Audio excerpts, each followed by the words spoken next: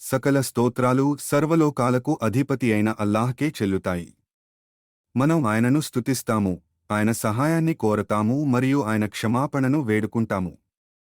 మన ప్రియమైన ప్రవక్త ముహమ్మద్ సల్లల్లాహు అలైహి వసల్లం, ఆయన కుటుంబం, ఆయన సహచరులు మరియు అంతిమ దినం వరకు వారిని అనుసరించే వారందరికీ శాంతి మరియు శుభాలు చేకూరుగాక. నా ప్రియమైన సోదర సోదరీమణులారా, అస్సలాము అలైకుం వరహ్మతుల్లాహి వబరకాతుహు. నేను ఒక ప్రశ్నతో మొదలు పెట్టాలనుకుంటున్నాను. దానికి మీరు సమాధానం చెప్పాలి, నాకు కాదు, మీకు మీరే. మీరు చివరిసారిగా మీ నమాజ్ను మనస్ఫూర్తిగా ఎప్పుడు అనుభవించారు? దాన్ని కేవలం ఆచరించడం కాదు. ఒక మీటింగ్కు, పిల్లలను పికప్ చేసుకోవడానికి మధ్యలో హడావిడిగా ముగించడం కాదు. సజ్దాలో ఉన్నప్పుడు గడియారం వైపు చూడటం కాదు. దాన్ని అనుభవించడం. ఎందుకంటే మన తరం గురించి ఒక విచిత్రమైన విషయం ఉంది. మనం మానవ చరిత్రలోనే అత్యంత తీరిక లేని తరం, కాని అదే సమయంలో అత్యంత శూన్యమైన తరం కూడా. మన తాత ముత్తాతలకు మనకున్న వాటిలో సగం కూడా లేవు. నమాజ్ గుర్తు చేయడానికి ఎటువంటి యాప్లు లేవు. యూట్యూబ్ ఉపన్యాసాలు లేవు. వారి జేబులో 24/7 ఖురాన్ లేదు. అయినా సరే వారి హృదయాలు నిండుగా ఉండేవి. మన హృదయాలు అన్నింటికీ కనెక్ట్ అయి ఉన్నాయి, కాని దేనితోనూ అనుసంధానించబడి లేవు. మనం ఎందుకంత తీరిక లేకుండా ఉంటూ కూడా ఇంత శూన్యంగా ఉన్నాము? నా ప్రియమైన సోదర సోదరీమణులారా, చరిత్రలో ఇంతకు ముందెన్నడూ ప్రజలు ఇంత బిజీగా లేరు. మనం ఫోన్లతోనే నిద్రలేస్తాము. మనం ఫోన్లతోనే నిద్రపోతాము. అల్హందులిల్లాహ్ అని చెప్పక ముందే నోటిఫికేషన్లు చెక్ చేస్తాము. అపరిచితులు ఏమి చేస్తున్నారో మనకు తెలుసు. కాని మనల్ని మనం ఇలా అడగడం మరచిపోతాము, ఈ రోజు నా హృదయం ఎలా ఉంది? మన క్యాలెండర్లు సమావేశాలతో నిండి ఉన్నాయి, కాని హృదయాలు అల్లాహ్ స్మరణ లేక ఖాళీగా ఉన్నాయి. మనకు వందలాది మంది ఆన్లైన్ స్నేహితులు ఉన్నారు, అయినా అల్లాహ్తో వ్యక్తిగత సంభాషణ, దువా చాలా తక్కువగా ఉంటుంది. మనం అందరితో కనెక్ట్ అయి ఉన్నాము. మనల్ని సృష్టించిన వానితో తప్ప. సమస్య బిజీగా ఉండటం కాదు. మన ప్రియమైన ప్రవక్త ముహమ్మద్ సల్లల్లాహు అలైహి వసల్లం కూడా బిజీగా ఉండేవారు. ఆయన ఒక జాతిని నడిపించారు, బోధించారు, ప్రజల సమస్యలను పరిష్కరించారు, తీర్పులు ఇచ్చారు. ఆయన తన కుటుంబాన్ని చూసుకున్నారు, రోగులను పరామర్శించారు, యుద్ధాలకు నాయకత్వం వహించారు. అయినా ఆయన హృదయం ఎల్లప్పుడూ అల్లాహ్తో అనుసంధానించబడి ఉండేది. సమస్య బిజీగా ఉండటం కాదు. సమస్య ఏమిటంటే మీరు బిజీగా ఉన్నప్పుడు మీ హృదయంలో ఏమి నిండి ఉంది అనేది. అల్లాహ్తో అనుసంధానించబడిన హృదయం బిజీగా ఉన్నా ప్రశాంతంగా ఉంటుంది. అల్లాహ్కు దూరమైన హృదయం ఎన్ని సౌకర్యాల మధ్య ఉన్నా ఖాళీగానే అనిపిస్తుంది. ఇప్పుడు నేను మిమ్మల్ని గతంలోకి తీసుకెళ్తాను. ఒక హదీస్ ఉంది, మీరు దీన్ని వినే ఉంటారు, కాని ఈసారి దీని గురించి కాస్త లోతుగా ఆలోచిద్దాం. ఒక వ్యక్తి వచ్చి ప్రవక్త ముహమ్మద్ సల్లల్లాహు అలైహి వసల్లం సమక్షంలో నమాజ్ చేస్తాడు. అప్పుడు ప్రవక్త ముహమ్మద్ సల్లల్లాహు అలైహి వసల్లం అతనితో, వెనక్కి వెళ్లి మళ్లీ నమాజ్ చేయి, ఎందుకంటే నువ్వు నమాజ్ చేయలేదు అని అంటారు. 3 సార్లు. ఆ వ్యక్తి 3 సార్లు నమాజ్ చేశాడు, మరియు 3 సార్లు అల్లాహ్ యొక్క ప్రవక్త ముహమ్మద్ సల్లల్లాహు అలైహి వసల్లం, అల్లాహ్కు అత్యంత ప్రియమైనవారు, అతనితో, నువ్వు నమాజ్ చేయలేదు అని చెప్పారు. ఇప్పుడు దాని గురించి ఆలోచించండి.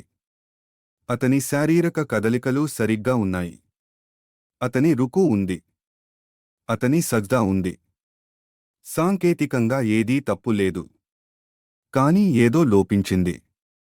ఆ లోపించిన దాన్నే మనం ఖుషూ, ఏకాగ్రత మరియు వినమ్రత అంటాము, అంటే హాజరు కావడం, శరణాగతి. శరీరం ఇప్పటికే ప్రవేశించిన సమావేశంలోకి హృదయం కూడా రావడం. సోదర సోదరీమణులారా, ఈ రోజు మన పరిస్థితి కూడా సరిగ్గా ఇలాగే ఉంది.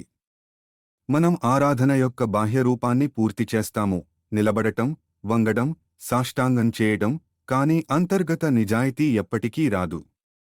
మనం దానమిస్తాము కాని మన హృదయం ఆ ఇవ్వడంలో ఉండదు.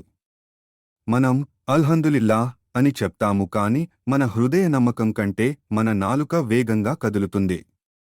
మనం రంజాన్ మాసంలో ఉపవాసాలు ఉంటాము, కాని అది ముగిసేసరికి మనం మునుపటిలాంటి వ్యక్తిగానే మిగిలిపోతాము. అందుకే జీవితం బిజీగా ఉంది మరియు హృదయం ఖాళీగా ఉంది. ఎందుకంటే మనం మన సమయాన్ని నింపుకున్నాము, కాని మన హృదయాన్ని ఎన్నడూ నింపుకోలేదు. మనం ఈ పరిస్థితికి ఎలా వచ్చాము? ఒకరితో ఒకరు నిజాయితీగా ఉందాం. ఎలాంటి మాయమాటలు వద్దు. మనం స్వర్గం వైపు చూపించాల్సిన అదే శక్తితో ప్రపంచం వెనుక పరిగెడుతున్నాము. మనం నిద్రలేవగానే అల్లాహ్ను స్మరించుకునే కంటే ముందే ఫోన్ చెక్ చేస్తాము. మన అత్యుత్తమ సమయాన్ని, మన తాజా మనస్సును, మన నిశితమైన దృష్టిని ఒక ఉద్యోగానికి, ఒక స్క్రీన్కు, సోషల్ మీడియా స్క్రోలింగ్కు ఇచ్చేస్తాము. మరియు అల్లాహ్కు మిగిలిపోయిన దాన్ని ఇస్తాము. అలసిపోయిన కళ్ళు, బరువెక్కిన శరీరం, పరధ్యానంలో ఉన్న మనస్సు. ఆపై మనం ఎందుకు ఏమీ అనుభవించలేకపోతున్నామా అని ఆశ్చర్యపోతాము. మీరు ఒక ఖాళీ జగ్గు నుండి నీరు పోస్తూ అదే సమయంలో అది నిండుగా ఉండాలని ఆశించలేరు. హృదయం ఒక పాత్ర లాంటిది. రోజంతా మీరు దానిలో ఏమి పోస్తూ ఉంటారో అదే దాన్ని నింపుతుంది.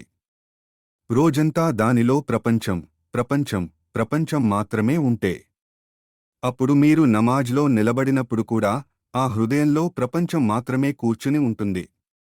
మీ శరీరం కిబ్లా వైపు తిరిగింది, కాని మీ హృదయం మార్కెట్ నుండి ఎన్నడూ బయటకు రాలేదు. 3 రకాల హృదయాలు. నా ప్రియమైన సోదర సోదరీమణులారా, పండితులు హృదయం యొక్క వివిధ ఆధ్యాత్మిక స్థితుల గురించి మాట్లాడారు. వాటిలో మూడింటిని మనం పరిశీలిద్దాం. 1. సజీవమైన హృదయం. సజీవమైన హృదయం అల్లాహ్ను స్మరిస్తుంది. ఖురాన్ పఠించినప్పుడు అది మృదువుగా మారుతుంది. ఒక పాపం చేసినప్పుడు అది పశ్చాత్తాపపడుతుంది. అది దువా చేయడాన్ని ఆనందిస్తుంది. నమాజ్ ఆలస్యమైతే అది ఆరాటపడుతుంది. ఇది చిన్న చిన్న అనుగ్రహాలకు కూడా కృతజ్ఞతను కలిగి ఉంటుంది. ఇతరులకు సహాయం చేయడం దీనికి ఇష్టం. దీని అర్థం ఆ వ్యక్తి ఎన్నడూ పాపం చేయడని కాదు. బదులుగా వారు పొరపాటు చేసినప్పుడు వారు త్వరగా అల్లాహ్ వైపు మళ్ళుతారు. అది సజీవమైన హృదయం. 2. వ్యాధిగ్రస్తమైన హృదయం. ఆ తర్వాత వ్యాధిగ్రస్తమైన హృదయం ఉంటుంది. ఇది విశ్వసిస్తుంది, కాని నిరంతరం కోరికలతో, ఇచ్ఛలతో పోరాడుతూ ఉంటుంది. కొన్నిసార్లు ఇది అల్లాహ్ను ప్రేమిస్తుంది, మరికొన్నిసార్లు శోధనలకు లోనవుతుంది. కొన్నిసార్లు ఏకాగ్రతతో నమాజ్ చేస్తుంది, ఇంకొన్నిసార్లు నమాజ్ను హడావిడిగా ముగిస్తుంది. కొన్నిసార్లు అల్లాహ్ను స్మరిస్తుంది, కొన్నిసార్లు రోజుల తరబడి ఆయనను మరచిపోతుంది. చాలా మంది విశ్వాసులు వివిధ సమయాల్లో ఈ హృదయంతో పోరాడుతుంటారు. మంచి వార్త ఏమిటంటే, వ్యాధిగ్రస్తమైన హృదయాన్ని నయం చేయవచ్చు. శరీరం అనారోగ్యానికి గురై మళ్లీ కోలుకున్నట్లుగానే హృదయం కూడా నిజమైన పశ్చాత్తాపం, తౌబా, ఖురాన్ మరియు అల్లాహ్ స్మరణ ద్వారా కోలుకోగలదు. మిమ్మల్ని మీరు ఇక్కడ గుర్తిస్తే ఎన్నడూ ఆశ కోల్పోకండి. గుర్తించడమే నయం కావడానికి మొదటి అడుగు. 3. కఠినమైన హృదయం. ఆ తర్వాత కఠినమైన హృదయం ఉంటుంది. ఖురాన్ విన్నా చలించని హృదయం. పశ్చాత్తాపం లేకుండా పాపాలు చేసే హృదయం. అన్యాయాన్ని చూసినా ఏమీ అనిపించని హృదయం. ఎటువంటి నేరభావన లేకుండా ప్రజలను బాధించే హృదయం. అల్లాహ్ ముందు ఏడవడం మరచిపోయిన హృదయం. రాయి కంటే కఠినంగా మారే హృదయాల గురించి అల్లాహ్ హెచ్చరిస్తున్నాడు. ఇది ఎలా జరుగుతుంది? రాత్రికి రాత్రే కాదు. ఒక పాపాన్ని నిర్లక్ష్యం చేయడం, మరొక పాపాన్ని పునరావృతం చేయడం, ఒక నమాజ్ను వదిలేయడం, ఒక హితబోధను తిరస్కరించడం, ఒక అనుగ్రహాన్ని తక్కువగా అంచనా వేయడం.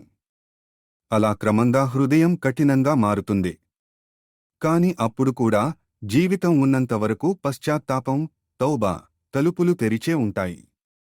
అల్లాహ్ కరుణ మన పాపాల కంటే చాలా పెద్దది.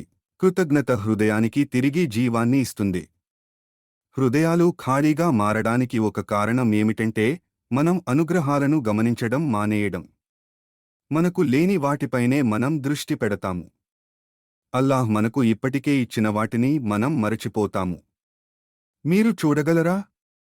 వినగలరా? నడవగలరా? ప్రతి శ్వాసకు డబ్బు చెల్లించకుండా మీరు శ్వాసించగలరా? మీరు ఖురాన్ చదవగలరా? మీరు ఈ రోజు కూడా తౌబా చేయగలరా? వీటిలో ప్రతి ఒక్కటి ఒక అద్భుతమైన కానుక. ప్రవక్త ముహమ్మద్ సల్లల్లాహు అలైహి వసల్లం మనకు నేర్పించారు. లౌకిక విషయాలలో మనకంటే తక్కువ ఉన్నవారి వైపు చూడాలి, తద్వారా మనం అల్లాహ్ యొక్క అనుగ్రహాలను అభినందించగలం. కృతజ్ఞత అంటే కేవలం అల్హందులిల్లాహ్ అని చెప్పడం మాత్రమే కాదు. కృతజ్ఞత అంటే అల్లాహ్ ఇచ్చిన అనుగ్రహాలను ఆయనకు ఇష్టమైన మార్గాల్లో ఉపయోగించడం. కృతజ్ఞతగల హృదయం మరింత సంతోషకరమైన హృదయం. దానం హృదయాన్ని మృదువుగా చేస్తుంది. నా ప్రియమైన సోదర సోదరీమణులారా, మీరు ఎప్పుడైనా గమనించారా? మీరు హృదయపూర్వకంగా ఎవరికైనా సహాయం చేసినప్పుడు మీ హృదయం తేలికగా అనిపిస్తుంది. ప్రవక్త ముహమ్మద్ సల్లల్లాహు అలైహి వసల్లం పేదలను, అనాథలను మరియు అవసరంలో ఉన్నవారిని ఆదుకోవాలని ప్రోత్సహించారు. దానం కేవలం ఆకలితో ఉన్నవారికి అన్నం పెట్టడం మాత్రమే కాదు. అది మీ హృదయానికి మేత పెడుతుంది. కొన్నిసార్లు అల్లాహ్ మీ బాధను నయం చేస్తాడు, ఎందుకంటే మీరు మరొకరి చిరునవ్వుకు కారణమయ్యారు. మీ హృదయం కఠినంగా అనిపిస్తే రోగులను సందర్శించండి. ఆకలితో ఉన్నవారికి ఆహారం ఇవ్వండి. అనాథకు సహాయం చేయండి. బాధలో ఉన్నవారిని ఓదార్చండి. ఇతరుల బాధను నయం చేయడానికి మీరు ప్రయత్నిస్తున్నప్పుడు అల్లాహ్ మీ బాధను నయం చేస్తున్నాడని మీరు గ్రహిస్తారు. ప్రవక్త ముహమ్మద్ సల్లల్లాహు అలైహి వసల్లం అత్యంత మృదువైన హృదయాన్ని కలిగి ఉండేవారు. మన ప్రియమైన ప్రవక్త ముహమ్మద్ సల్లల్లాహు అలైహి వసల్లం అత్యుత్తమ ఉదాహరణ. ఆయన నమాజ్లో ఏడ్చారు. ఖురాన్ వింటున్నప్పుడు ఏడ్చారు. ప్రియమైన వారిని కోల్పోయినప్పుడు ఏడ్చారు. ఆయన తరచుగా చిరునవ్వు చిందించేవారు. ఆయన నిరంతరం అల్లాహ్కు కృతజ్ఞతలు తెలుపుకునేవారు. ఆయన రోజంతా అల్లాహ్ను స్మరిస్తూ ఉండేవారు. ఆయన పాపాలు క్షమించబడినప్పటికీ రోజుకు 70 కంటే ఎక్కువ సార్లు అల్లాహ్ క్షమాపణను వేడుకునేవారు. లౌకిక బాధ్యతల వల్ల ఎవరైనా పరధ్యానంలో పడగలిగితే అది ఆయనే కావచ్చు. అయినా ఆయన హృదయం సజీవంగా ఉంది, ఎందుకంటే అది ఎల్లప్పుడూ అల్లాహ్తో అనుసంధానించబడి ఉంది. మన హృదయాలను తిరిగి ఎలా బ్రతికించుకోవాలి? మీరు ఈ రోజు ఆధ్యాత్మికంగా ఖాళీగా ఉన్నట్లు అనిపిస్తే చిన్న, స్థిరమైన అడుగులతో ప్రారంభించండి. ప్రతిరోజూ ఖురాన్ యొక్క ఒక పేజీని చదవండి, కానీ దాని అర్థాన్ని ఆలోచించండి. మీ నమాజ్ను పొడవుగా కాదు, నిదానంగా, ఏకాగ్రతతో చేయండి. ప్రతిరోజూ 5 నిమిషాల పాటు ప్రశాంతంగా అల్లాహ్తో హృదయపూర్వకంగా దువా చేయండి. అస్తగ్ఫిరుల్లాహ్ అని తరచుగా చెప్పండి. చిన్న మొత్తమైనా సరే క్రమం తప్పకుండా దానం చేయండి. ప్రతి రాత్రి 3 అనుగ్రహాల కోసం అల్లాహ్కు కృతజ్ఞతలు చెప్పండి. మీ హృదయాన్ని అల్లాహ్ నుండి నిరంతరం దూరం చేసే పరధ్యానాలను తగ్గించండి. ప్రవక్త ముహమ్మద్ సల్లల్లాహు అలైహి వసల్లం మనకు నేర్పించారు, అల్లాహ్కు అత్యంత ప్రియమైన పనులు ఏమిటంటే అవి చిన్నవైనప్పటికీ స్థిరంగా చేసేవి. మీ జీవితాన్ని ఒకే రోజులో పూర్తిగా మార్చడానికి ప్రయత్నించకండి. ఒక అలవాటును మార్చుకోండి. ఆ తర్వాత ఇంకొకటి. ఆపై మరొకటి. సజీవమైన హృదయం స్థిరత్వం ద్వారా పెరుగుతుంది, ఆకస్మిక ఉత్సాహం ద్వారా కాదు. హృదయం కోసం అందమైన దువా. ప్రవక్త ముహమ్మద్ సల్లల్లాహు అలైహి వసల్లం తరచుగా ఈ దువా చేసేవారు. యా ముఖల్లిబల్ ఖులూబ్ తబ్బిత్ ఖల్బీ అలా దీనిక్. ఓ హృదయాలను త్రిప్పేవాడా, నా హృదయాన్ని నీ ధర్మంపై స్థిరంగా ఉంచు. మరియు మరొక అందమైన దువా ఏమిటంటే అల్లాహుమ్మ ఆతి నఫ్సీ తఖ్వాహా వ జక్కిహా అంత ఖైరు మన్ జక్కాహా అంత వలియుహా వ మౌలాహా. ఓ అల్లాహ్, నా ఆత్మకు దాని సత్ప్రవర్తనను ప్రసాదించు మరియు దానిని పరిశుద్ధపరచు. దానిని పరిశుద్ధపరచడంలో నీవే అత్యుత్తముడవు. నీవే దానికి రక్షకుడవు మరియు యజమానివి. ఈ దువాలను తరచుగా చేస్తూ ఉండండి. మన హృదయాలు అల్లాహ్ చేతుల్లో ఉన్నాయి. సోదర సోదరీమణులారా, ఈ రాత్రి మిమ్మల్ని మీరే నిజాయితీగా ప్రశ్నించుకోండి, నేను ఏ హృదయంతో తిరుగుతున్నాను? ఖాళీగా ఉన్నదా? రాతి హృదయమా? లేదా సజీవంగా ఉన్నదా? ఒక అందమైన వార్త ఏమిటంటే అల్లాహ్ రాతి హృదయాలను ఎప్పటికీ రాతి హృదయాలుగానే వదిలివేయడు. ఆయన ఎండిపోయిన భూమిని వర్షంతో పునరుజ్జీవింపజేస్తాడు. మరియు ఆయన చనిపోయిన హృదయాలను జిక్ర్, ఖురాన్, నిజాయితీ మరియు తన వైపునకు మళ్లడం ద్వారా తిరిగి బ్రతికిస్తాడు. అల్లాహ్ మన హృదయాలను విశ్వాసంతో సజీవంగా ఉంచుగాక. వ్యాధిగ్రస్తమైన మరియు కఠినమైన హృదయాల నుండి ఆయన మనలను రక్షించుగాక. మన నమాజ్లో ఆయన మనకు ఖుషూ ప్రసాదించుగాక. ఆయన ఖురాన్ను మన హృదయాల వసంతంగా, కాంతిగా మరియు మన చింతలను దూరం చేసేదిగా చేయుగాక. ఆమీన్. మా కంటెంట్ మీకు నచ్చినట్లయితే దయచేసి లైక్, షేర్ మరియు సబ్స్క్రైబ్ చేయడం మర్చిపోకండి. మీరు ఇప్పటికే సబ్స్క్రైబ్ చేసుకుని ఉంటే మీకు చాలా ధన్యవాదాలు. జజాకల్లాహు ఖైరన్. అస్సలాము అలైకుం వరహ్మతుల్లాహి వబరకాతుహు.